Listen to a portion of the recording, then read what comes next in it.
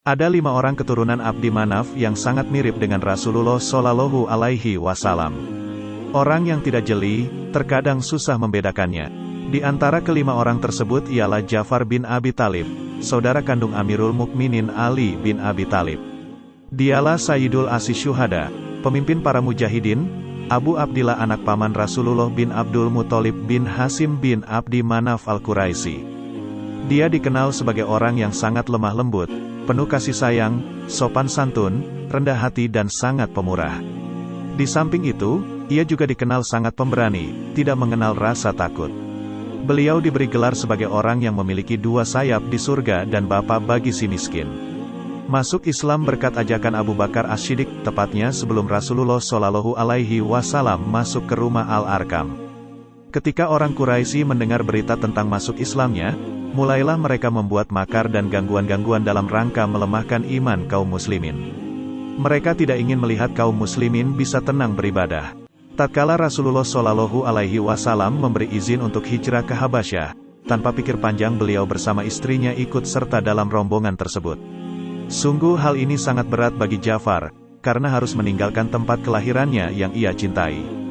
Biarpun demikian, berangkatlah rombongan itu yang terdiri dari 83 laki-laki dan 19 wanita menuju Habasyah. Penguasa Habasyah adalah Najasyi, seorang raja yang terkenal adil dan bijaksana, serta suka melindungi orang-orang yang lemah. Sesampainya di Habasyah, mereka mendapatkan perlindungan dari Najasyi, sehingga bisa leluasa dan lebih tenang dalam beribadah kepada Allah Subhanahu wa Ta'ala.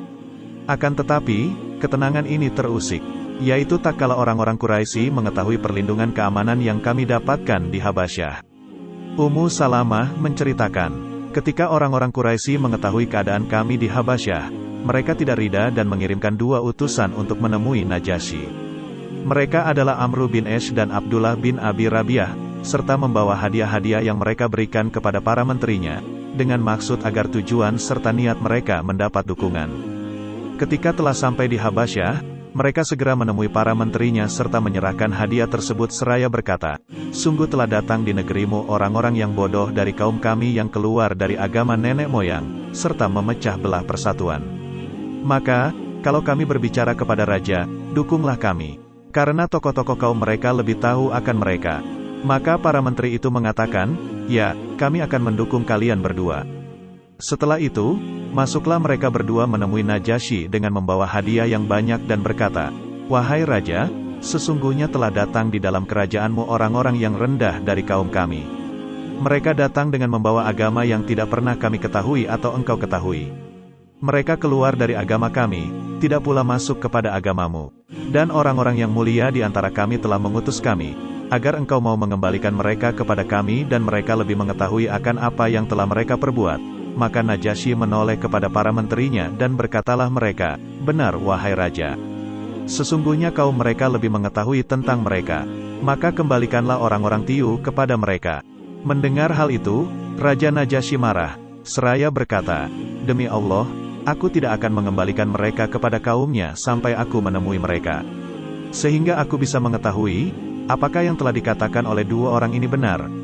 Kalau memang benar, maka akan aku kembalikan mereka. Akan tetapi, kalau tidak, aku akan melindungi dan berbuat baik kepada mereka." Kemudian Raja Najasyi mengutus orang agar memanggil kami. Sebelum berangkat untuk menemuinya, kami berkumpul dan saling mengatakan, "Sesungguhnya Najasyi akan bertanya kepada kalian tentang agama kalian. Maka terangkanlah dengan apa yang telah kalian imani." Dan kami bersepakat mengangkat Ja'far sebagai juru bicaranya. Berangkatlah kami untuk menemuinya. Kami mendapatkan Raja Najasyi tengah duduk di antara para menterinya yang memakai pakaian kebesaran mereka. Kami juga mendapatkan Amru bin Ash dan Abdullah bin Abi Rabiah telah ada di hadapan mereka. Ketika semuanya telah siap, Najasyi menoleh kepada kami dan berkata, "Apakah agama yang kalian peluk, sehingga kalian meninggalkan agama kaum kalian dan tidak pula kalian masuk ke dalam agamaku atau agama yang lainnya?" Maka berkatalah Ja'far bin Abi Thalib, "Wahai raja, kami dahulu adalah orang-orang jahiliyah. Kami menyembah berhala, memakan bangkai, melaksanakan perbuatan keji, memutus silaturahim, berbuat jelek kepada tetangga, yang kuat menekan yang lemah dan kami tetap berada dalam keadaan demikian, sampai Allah mengutus kepada kami seorang rasul yang kami mengetahui nasabnya, kejujurannya, keamanahannya dan sangat memelihara diri. Dia mengajak kami agar beribadah hanya kepada Allah dan meninggalkan patung-patung yang disembah oleh nenek moyang kami.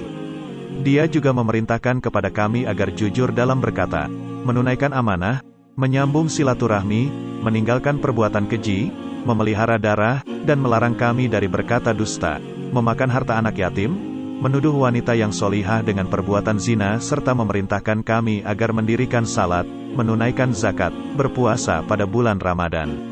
Maka kami membenarkannya, beriman kepadanya, dan mengikuti apa yang dibawanya dari sisi Allah. Kami menghalalkan apa yang dihalalkannya dan mengharamkan apa yang diharamkannya. Wahai Raja, ketika kaum kami mengetahui tentang apa yang kami lakukan, mereka memusuhi kami, menyiksa kami dengan siksaan yang berat dan berusaha mengembalikan kami kepada agama nenek moyang, dan agar kami kembali menyembah berhala. Maka tak kala mereka terus menekan kami, memaksa kami, akhirnya kami memilih engkau dari yang lainnya dan kami sangat berharap engkau berbuat baik kepada kami dan tidak menzalimi kami. Raja Najasyi kembali bertanya kepada Ja'far, apakah engkau memiliki apa yang dibawa oleh nabimu dari Allah? Ja'far menjawab, ya. Maka Raja Najasyi memerintahkan, bacakanlah untukku. Ja'far pun membaca surat Maryam.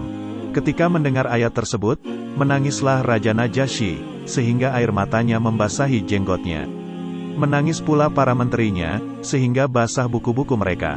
Dan Najasyi berkata, sesungguhnya, apa yang dibawa oleh Nabi kalian dan apa yang dibawa oleh Isa bin Maryam merupakan satu sumber. Najasyi menoleh kepada Amru bin Ash dan berkata, pergilah kalian. Demi Allah, mereka tidak akan aku serahkan kepada kalian. Ketika kami keluar dari istana Najasyi, Amru bin Ash mengancam kami dan berkata, demi Allah, besok pagi aku akan menemuinya lagi. Akan aku kabarkan dengan satu berita yang bisa membuatnya marah. Maka keesokan harinya, mereka kembali menemui Raja Najasyi dan berkata, wahai Raja, sesungguhnya orang yang engkau lindungi itu mengatakan tentang Isa, suatu perkataan yang besar. Raja Najasyi kembali memanggil kami, hingga kami merasa khawatir dan takut. Sebagian kami bertanya-tanya, apa yang akan kita katakan kepadanya tentang Isa bin Maryam? Akhirnya kami bersepakat untuk mengatakan tentang Isa, sebagaimana yang telah dikatakan oleh Rasulullah Shallallahu Alaihi Wasallam, serta kembali menunjuk Ja'far sebagai juru bicara. Kemudian kami datang untuk menemui Najasyi. Kami dapatkan Amru bin Ash telah berada di sana bersama temannya. Bertanyalah Najasyi, apa yang kalian katakan tentang Isa bin Maryam?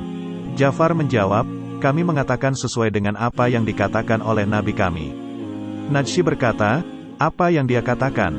Ja'far menjawab, dia adalah hamba Allah dan Rasulnya ruhnya, kalimatnya, yang dia berikan kepada Maryam yang suci. Mendengar hal tersebut, Najasyi memukul meja sembari berkata, demi Allah, apa yang dikatakannya sesuai dengan keadaan Isa bin Maryam. Pergilah kalian dengan aman. Siapa yang mencela kalian, dia adalah orang yang merugi. Dan siapa yang mengganggu kalian, dia akan disiksa. Kemudian Najasyi berkata kepada para menterinya, kembalikanlah hadiah-hadiah itu kepada dua orang ini, karena aku tidak butuh kepadanya. Akhirnya keduanya keluar dengan perasaan sedih, karena tidak berhasil melaksanakan apa yang mereka niatkan. Ja'far bersama istrinya tinggal beberapa saat di Habasyah, bisa merasakan ketenangan serta lindungan dari Najasyi. Pada tahun ke-7 Hijriah, pergilah Ja'far bin Abi Thalib meninggalkan Habasyah untuk menuju ke Yatsrib.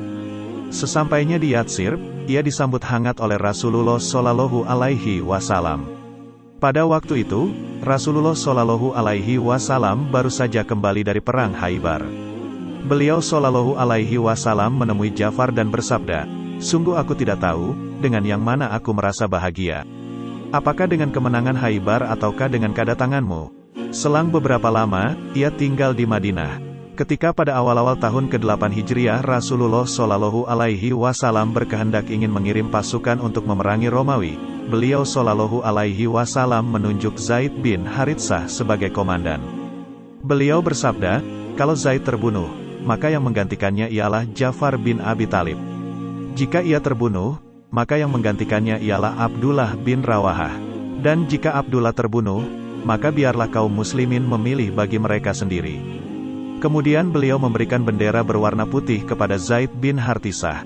Berangkatlah pasukan-pasukan ini, Ketika telah sampai di daerah Mutah, kaum muslimin mendapatkan orang-orang Romawi telah siap dengan jumlah yang sangat banyak, yaitu 200.000 tentara, merupakan jumlah yang sangat besar. Jumlah sebegitu besar tidak pernah ditemui oleh kaum muslimin sebelumnya. Sementara jumlah kaum muslimin hanya 3.000 orang. Ketika dua pasukan ini telah berhadapan, peperangan pun mulai berkecamuk, hingga Zaid bin Haritsah gugur sebagai syahid. Begitu melihat Zaid jatuh tersungkur, bergegas Ja'far melompat dan mengambil bendera, dan menyusup ke barisan musuh sambil melantunkan syair. Wahai alangkah dekatnya surga, yang sangat lezat dan dingin minumannya, Romawi yang telah dekat kehancurannya, wajib bagiku menghancurkannya apabila menemuinya. Mulailah ia berputar-putar memporak-porandakan barisan musuh sehingga terputus tangan kanannya. Segera ia ambil bendera itu dengan tangan kirinya, kemudian terputus pula tangan kirinya sehingga ia gugur sebagai syahid. Setelah itu, bendera diambil oleh Abdullah bin Rawahah dan terus mempertahankannya dan akhirnya gugur juga sebagai syahid. Ketika sampai kabar kepada beliau Shallallahu Alaihi Wasallam tentang kematian 3 pahlawannya, beliau Shallallahu Alaihi Wasallam sangat sedih.